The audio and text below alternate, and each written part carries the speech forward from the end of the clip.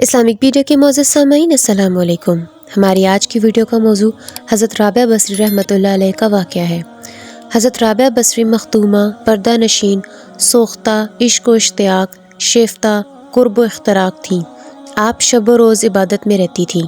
آپ کو حج کا شوق ہوا۔ ایک گدھا بہت لاغر ان کے پاس تھا۔ اس پر اسباب لاد کر چلیں۔ راہ میں ایک گدھا مر گیا۔ دوسرے ہمراہیوں نے ان سے کہا، ہم آپ کا اسباب لے چلیں گے۔ آپ نے کہا، تم سب جاؤ، میں تم لوگوں کے بھروسے پر نہیں آئی ہوں۔ قافلہ چلا گیا، آپ تنہا رہ گئیں۔ آپ نے درگاہ الہی میں عرض کی کہ اے ساری کائنات کے بادشاہ عالم، کیا ایک غریب عورت کے ساتھ یہی معاملہ کیا جاتا ہے کہ تو نے پہلے مجھے اپنے گھر کی طرف بلایا، پھر راہ میں گدھے کو مار ڈالا اور تنہا بیابان میں سراسیمہ کر دیا۔ آپ کی مناجات ختم نہ ہوئی تھی کہ گدھا زندہ ہو گیا۔ آپ نے پھر اس پر اسباب لادا اور مکہ معظمہ کو چلیں۔ حضرت رابعہ قریب مکہ معظمہ کے پہنچیں تو چند بیابان میں قیام پذیر ہوئیں اور مناجات کی کہ میرا دل رنجیدہ ہے اور یہ خیال مجھے درپیش ہے کہ میں کہاں جاتی ہوں۔ میری بنیاد ایک مشت خاک ہے اور خانہ کعبہ پتھر کا بنا ہوا مستحکم مکان ہے۔ میری غرض ہے کہ تو مل جائے۔ اللہ تعالیٰ نے خطاب فرمایا، رابعہ، کیا تو چاہتی ہے کہ تمام عالم طے و بالا ہو اور سب کا خون تیرے نامہ اعمال میں لکھا جائے؟ کیا تو نے نہیں سنا کہ موسیٰ نے دیدار کی آرزو کی، ہم نے اپنی تجلی کوہ طور پر ڈالی، جس کا اثر یہ ہوا کہ تمام پہاڑ ٹکڑے ٹکڑے ہو گیا۔ ایک بار آپ پہاڑ پر گئیں، تمام شکاری جانور آپ کے ارد گرد جمع ہو کر آپ کی طرف دیکھنے لگے۔ اتنے میں حضرت حسن بصری بھی وہاں پہنچے۔ سب جانور ان کو دیکھ کر بھاگ گئے۔ حضرت حسن بصری نے آپ سے دریافت کیا کہ یہ جانور مجھے دیکھ کر کیوں بھاگ گئے ہیں اور تمہارے پاس کیوں کھڑے رہے؟ آپ نے پوچھا کہ تم نے آج کیا کھایا ہے؟ کہا، میں نے گوشت روٹی کھائی ہے۔ آپ نے کہا کہ جب تم نے ان کے بھائیوں کا گوشت کھایا ہے تو وہ تم سے کیوں نہ بھاگیں؟ آپ سے حضرت حسن بصری نے پوچھا کہ تم نے یہ مرتبہ کیوں کر پایا؟ آپ نے فرمایا، میں نے کل موجود رات کو اللہ کی یاد میں گم کر دیا۔ حضرت حسن بصری نے پوچھا، تم نے اللہ کو کیوں کر جانا؟ آپ نے فرمایا، میں نے بے چونچرا اللہ کو پہچانا۔ ایک بار لوگوں نے آپ سے پوچھا، آپ کہاں سے آئی ہیں اور کہاں جائیں گی؟ اس جہاں سے آئی ہوں اور اسی جہاں میں جاؤں گی۔ لوگوں نے پوچھا کہ آپ اس جہاں میں کیا کرتی ہیں؟ فرمایا، افسوس۔ لوگوں نے سبب پوچھا، جواب دیا، اس لیے افسوس کرتی ہوں کہ مجھے رزق اس جہان سے ملتا ہے اور میں کام اس جہان کے کرتی ہوں۔ لوگوں نے آپ سے محبت کی کیفیت دریافت کی۔ آپ نے فرمایا، محبت ازل سے آئی اور ابد سے ہو کر گزری۔ محبت نے تمام عالم میں کسی اور کو ایسا نہ پایا کہ اس کا ایک گھونٹ پیتا۔ آخر کار محبت واصل الہی اللہ ہوئی اور وہاں سے ارشاد ہوا، اللہ ان کو دوست رکھتا ہے اور وہ اللہ کو دوست رکھتے ہیں۔ لوگوں نے آپ سے پوچھا کہ آپ جس اللہ کی عبادت کرتی ہیں اس کو دیکھتی بھی ہیں یا نہیں؟ آپ نے فرمایا کہ اگر میں اس کو نہ دیکھتی تو اس کی پرستش کیوں کرتی؟ آپ ہمیشہ رویا کرتی تھیں۔ لوگوں نے رونے کا سبب دریافت کیا۔ آپ نے فرمایا، میں اس کی جدائی سے ڈرتی ہوں، اس لیے کہ اس کی خوگر ہو گئی ہوں۔ ایسا نہ ہو کہ موت کے وقت ندا آئے، تو ہماری درگاہ کے لائق نہیں۔ لوگوں نے پوچھا کہ جب گنہگار توبہ کرتا ہے تو اس کی توبہ قبول ہوتی ہے یا نہیں؟ آپ نے فرمایا کہ جب تک اللہ توبہ کرنے کی توفیق نہیں دیتا، کوئی گنہگار توبہ نہیں کر سکتا، اور جب اللہ نے توبہ کرنے کی توفیق دی تو توبہ بھی قبول کرتا ہے۔ پھر فرمایا، اعزاز سے اللہ کی راہ نہیں ملتی جب تک انسان کا دل بیدار نہ ہو، اور جب دل بیدار ہو گیا تو دوستی اعزاء کی ضرورت باقی نہیں رہتی۔ یعنی بیدار دل وہ ہے جو حق میں گم ہو جائے اور مدد اعزاء کی اس کو ضرورت نہ ہو، اور یہی وجہ فنا فی اللہ ہے۔ اے مخاطب خواجہ محمد اسلام، عرض گزار ہے کہ دل کو بیدار کرنے کے لیے اللہ کا ذکر اتنی کثرت سے کر کہ اللہ تیرے سامنے آ جائے۔ بس یہی وہ مقام ہے کہ قیامت کے روز اللہ کا ذکر کرنے والے ہنستے ہوئے جنت میں داخل ہوں گے۔ اللہ پاک ہر مسلمان کو ہر وقت اپنا ذکر کرنے کی توفیق عطا فرمائے۔ آپ نے فرمایا، صرف زبان سے استغفار کرنا جھوٹوں کا کام ہے، اور اگر خود بینی کے ساتھ ہم توبہ کریں تو دوسری توبہ کی محتاجگی باقی رہ جاتی ہے۔ اور فرمایا کہ ثمرہ معرفت اللہ کی طرف سے متوجہ ہونا ہے، اور فرمایا کہ پہچان عارف کی یہ ہے کہ اللہ سے پاک صاف دل طلب کرے۔ جب اللہ اس کو دل دے تو اسے فوراً اللہ کے سپرد کر دے۔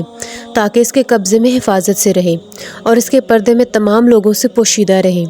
حضرت صالح عامری اکثر فرمایا کرتے تھے کہ جو کوئی کسی کے دروازے کو کھٹکھٹاتا ہے کبھی نہ کبھی دروازہ اس پر کشادہ ہو ہی جاتا ہے۔ ایک بار حضرت رابعہ بصری بھی وہاں موجود تھیں۔ یہ سن کر فرمانے لگی، یہ کب تک کہو گے کہ کھلے گا؟ پہلے یہ بتاؤ کہ بند کب ہوا ہے جو آئندہ کھلے گا؟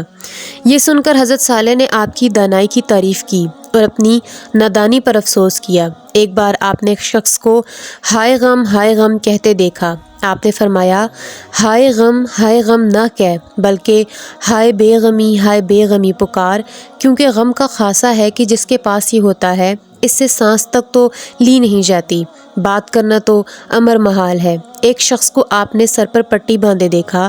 اس سے پوچھا کہ پٹی تو نے کیوں باندھی ہے؟ اس نے کہا کہ میرے سر میں درد ہے۔ آپ نے پوچھا تیری عمر کیا ہوگی؟ اس نے کہا 30 برس کا ہوں۔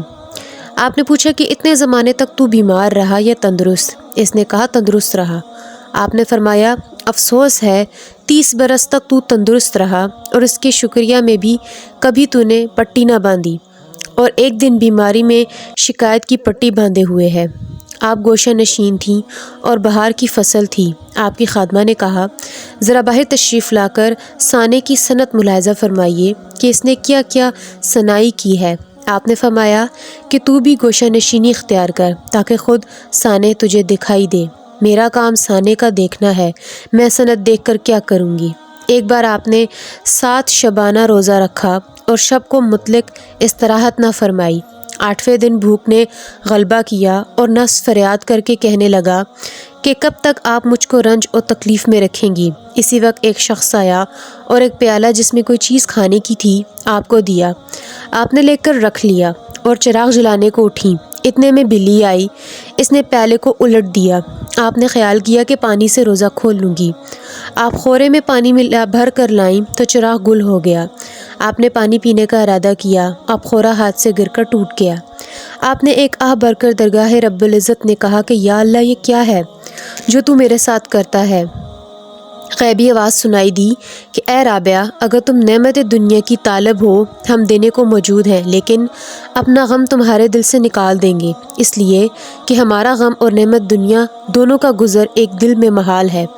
اے رابعہ، تمہارا ابھی ایک مراد ہے اور ہمارا بھی ایک مراد ہے، لیکن ہماری اور تمہاری دونوں مرادیں جمع نہیں ہو سکتی۔ یہ ندا سن کر آپ نے اپنے دل کو دنیا سے جدا کیا اور امید کو کوتاہ کیا، اس طرح جیسے کوئی مرنے والا نزاع کے وقت امید کو ترک کرتا ہے اور دل کو دنیا کی باتوں سے الگ کرتا ہے۔ اس قدر دنیا سے الگ ہو گئی کہ ہر صبح کو دعا فرماتی کہ اے اللہ، تو مجھے اپنی طرف مشغول کر لے تاکہ اہل دنیا مجھے اور کسی کام میں مشغول نہ کر سکے۔ آپ ہمیشہ رویا کرتی تھی۔ لوگوں نے بظاہر کہا، آپ کو کوئی بیماری معلوم نہیں ہوتی، پھر کیا سبب ہے جو آپ اس طرح رویا کرتی ہیں؟ آپ نے فرمایا، تم لوگوں کو معلوم نہیں میرے سینے کے اندر ایسی بیماری ہے جس کا علاج کوئی طبیب نہیں کر سکتا۔ اس مرض کی دوا وصال الہی ہے، اسی وجہ سے میں روتی ہوں اور اپنی صورت دردمندوں کی مثل بنائے رکھتی ہوں، شاید قیامت میں اسی ذریعے سے میری آرزو پوری ہو جائے۔ چند بزرگ آپ کے پاس آئے۔ آپ نے ان سے کہا کہ تم لوگ بیان کرو کہ اللہ کی پرستش کیوں کرتے ہو؟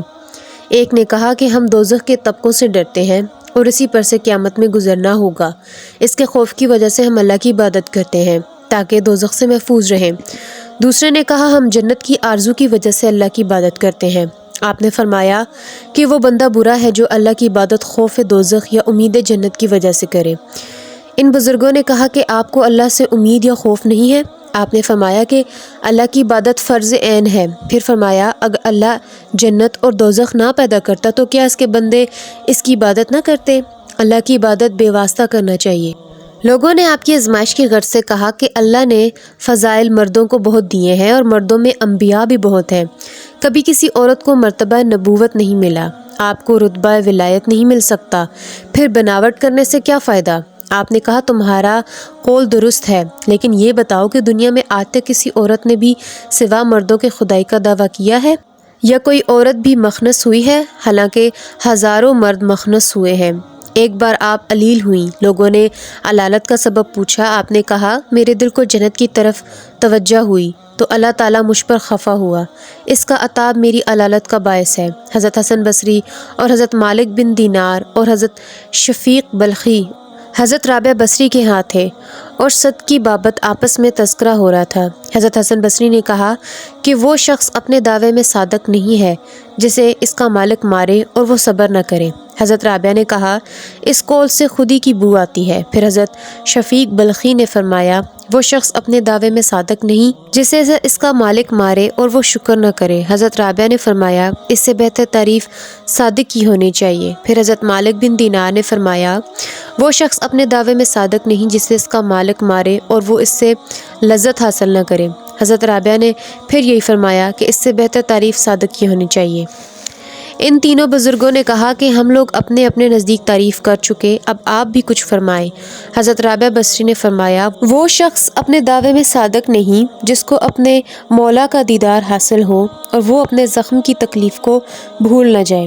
خواجہ محمد اسلام عرض گزار ہیں کہ کوئی شخص مشابہ الہی میں اپنے زخم کی تکلیف کو بھول جائے تو ہرگز تعجب کی بات نہیں ہے، اس لیے کہ مصر کی عورتوں نے جمال حضرت یوسف علیہ السلام کو دیکھ کر اپنی انگلیاں کاٹ ڈالی تھیں اور ان کو اس کی تکلیف ذرا بھی معلوم نہ ہوئی۔ شیوخ بصرہ میں سے ایک بزرگ حضرت رابعہ کے پاس تشریف لائے اور بیٹھ کر مذمت دنیا کی کرنے لگے۔ حضرت رابعہ نے کہا معلوم ہوا کہ تمہیں دنیا سے بہت محبت ہے، کیونکہ اگر تمہیں دنیا کی محبت نہ ہوتی تو ہرگز اس کا ذکر نہ کرتے۔